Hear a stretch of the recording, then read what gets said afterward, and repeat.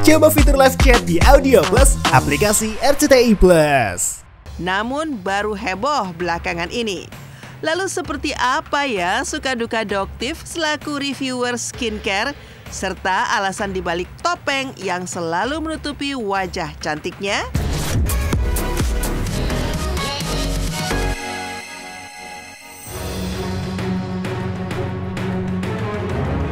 Kasus skincare yang diduga mengandung bahan berbahaya merkuri di Makassar telah masuk babak baru nih pemirsa. Setelah ketiga tersangka beserta barang buktinya diserahkan oleh penyidik di Treskrimsus Polda Sulawesi Selatan ke Jaksa Penuntut Umum Kejati Sulawesi Selatan di kantor Kejari Makassar Senin kemarin.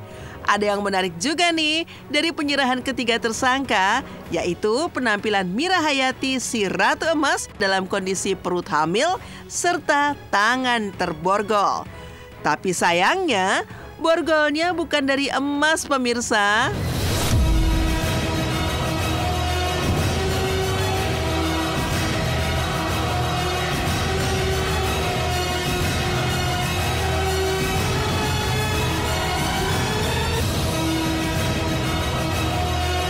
Masih sedih, kesian lihat dengan berita yang ini gitu kan. Jadi dengan dia ditahan, kita berdoa semoga bayi di dalam kandungannya baik-baik aja dan tidak terjadi satu hal apa-apa.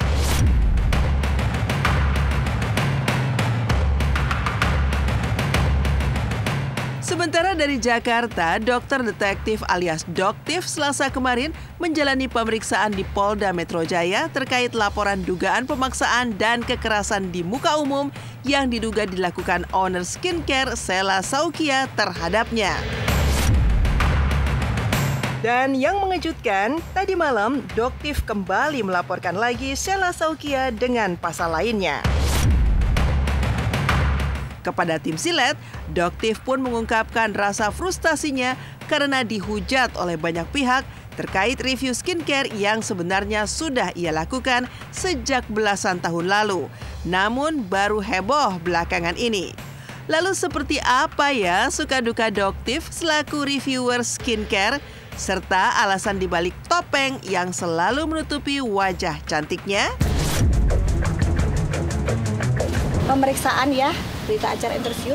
Jadi kita menceritakan kronologisnya seperti apa beserta dengan dua saksi ya. Kemarin itu Teteh dan juga sopirnya Doktif.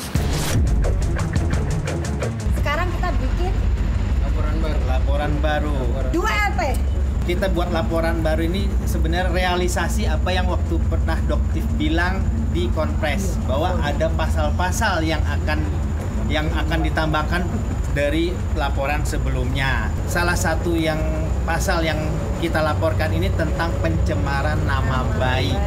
Trigger utamanya karena Doktif mungkin risih ya melihat budaya flexing, sedangkan penjualnya owner skincare ini tidak menonjolkan produk skincare yang dia jual.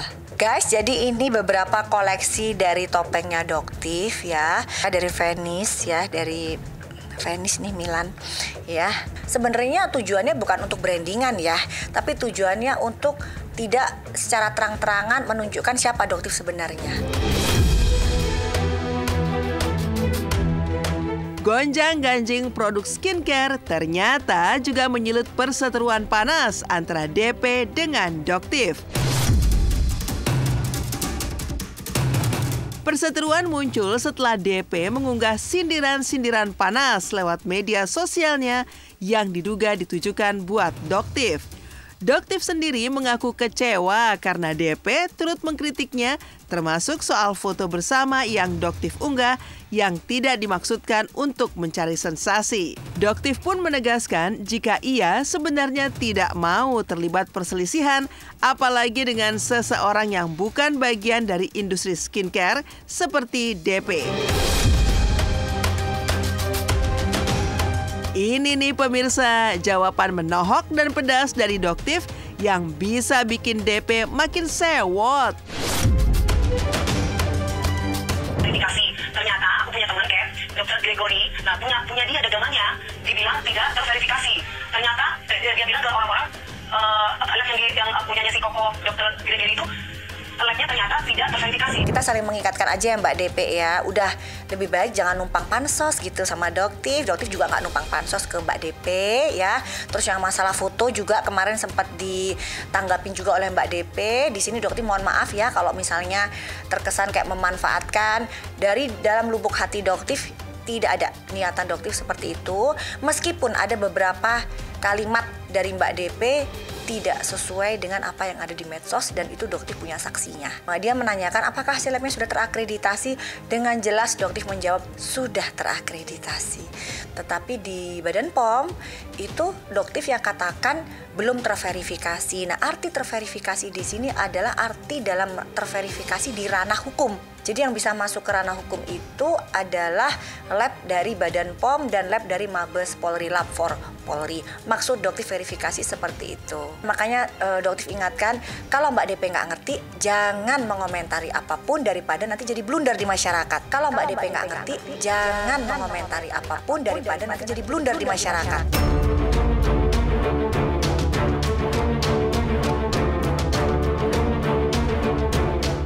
Beralih dari huru-hara skincare, pemirsa silat, ada Mandala Abadi Shoji. Di tengah kasusnya dengan hotel di Pontianak yang belum ada kejelasan, mengambil waktu untuk pulang ke kampung halamannya di Kudus, Jawa Tengah. Mandala seolah ingin healing setelah kejadian kontroversial di mana barang-barang pribadi Mandala dipindahkan secara sepihak dari kamarnya oleh pihak hotel. Dan yang pertama, Mandala pun menyempatkan singgah di sebuah rumah makan khas Demak. Di sana, ia menikmati sajian sop daging sapi yang terkenal legendaris hingga mencicipi tempe dan tahu khas Demak yang cita rasanya tidak dapat ditemukan di Jakarta. Dan berikut, inilah potret keseruan Mandala Abadi Shoji berkulineria di kota Demak yang terabadikan secara eksklusif oleh tim Silat RCTI. Ya, ini kuliner pertama kita di Kudus ya, Rip. Ini Kudus atau Demak nih? Oh, Demak. Tuan rumahnya yang tahu nih kayaknya. Rip, jelasin Rip, kita mau kuliner ya, menuju Kudus, kita mampir dulu di Demak nih ya. Iya. Namanya tempat apa ini, Rip? Ini tempat rumah makan Haji Ismun. Haji Ismun. Iya, ini legend. Salah satu rumah makan yang legend dan masakannya beraneka ragam dan ada masakan yang bikin kangen. Ini ada ayam goreng, ada lalapan dan ada lele goreng. Ada lele goreng. Iya. Ya, aduk lagi. Aduk lagi. Aduk lagi. Nah, udah diaduk-aduk ya. Aromanya aja dah. Waduh, dia beda nih ya. Bismillahirrahmanirrahim.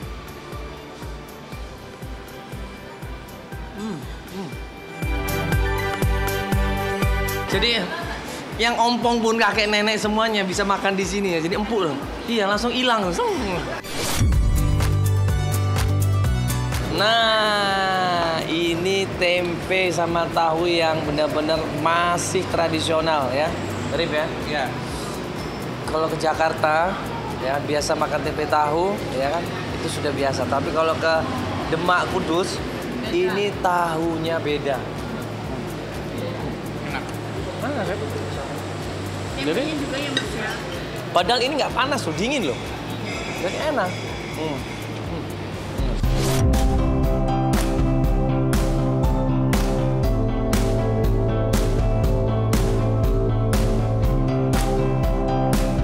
Mandala tidak hanya menghabiskan waktunya di kampung halaman untuk menenangkan pikiran, tetapi juga melakukan ziarah ke makam Sunan Kudus menjelang bulan Ramadan tiba.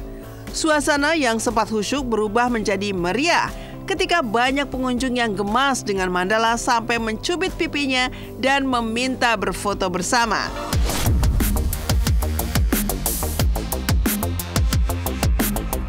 Tak lupa, Mandala juga melaksanakan sholat di Masjid Menara Kudus, merasakan ketenangan yang membasuh jiwa di tengah tekanan kasus hukum yang tengah dihadapinya. Ya, Mas Arif, ini kita ada di masjid apa ini, Mas Arif? Masjid Menara Kudus. Masya Allah ya, kalau kita ngelihat ini masjidnya benar-benar tradisional ya. Iya, dari Masya Allah. batu bata ini, Rip? Dari batu bata dan ini alhamdulillah asli dari peninggalan Mbah Sunan Kudus. Masya Allah. Nah, Mas Mandala, di sini itu gapura untuk memasuki masjid dan makam Sunan Kudus. Ini kayaknya asli ya? Asli batu bata dan tanpa disemen. Tanpa disemen dan kokoh. Iya. Kuat ini kayaknya.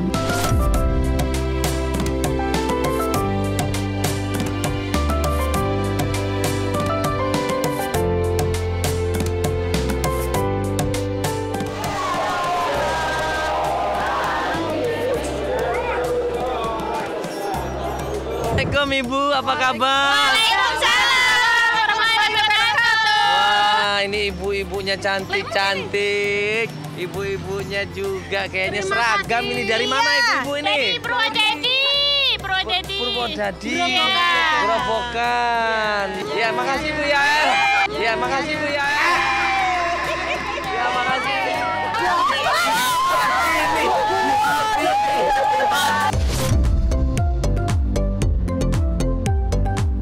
Setelah perjalanan spiritualnya di Kudus, Mandala juga menghadiri acara ulang tahun event organizer milik sahabatnya. Ia pun sukses mencuri perhatian saat fashion show berjalan di atas panggung dengan busana elegan yang bernuansa tradisional. Hingga akhirnya Mandala bersiap kembali ke Jakarta. Selain berbelanja oleh-oleh khas Kudus, di perjalanan menuju bandara harus melewati daerah yang terkena banjir parah dengan banyak rumah warga yang terendam air yang membuat prihatin. Lalu bagaimana curhat Mandala atas kasus dengan hotel di Pontianak yang ternyata meninggalkan bekas mendalam? Benarkah rasa trauma yang dialaminya begitu kuat sehingga setiap kali menginap di hotel, kenangan pahit tersebut kerap kali menghantui pikirannya? Lantas seperti apa kelanjutan kasusnya? Benarkah sudah mencapai babak akhir dan keputusan hakim dalam persidangan sudah ditentukan?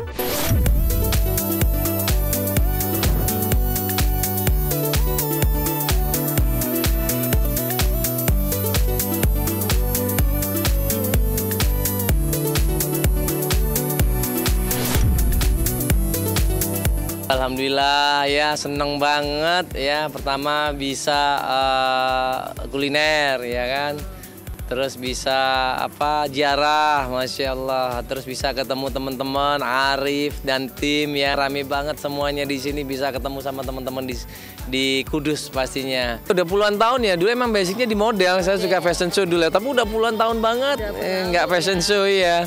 Terus dimintain tolong sama Arif, ya udahlah bantuin untuk fashion show di situ. Healing karena kita nginep di hotel juga, jangan sampai diusir.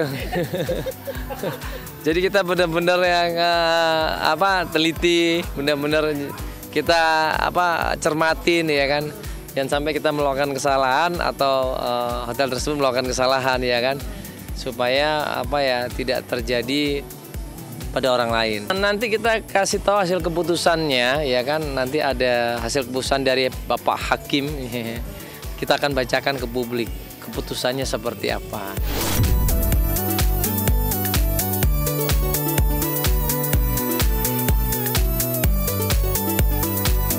Gimana rasanya jadi bapak-bapak bestola? Langitnya biru banget sayang. Masya Allah.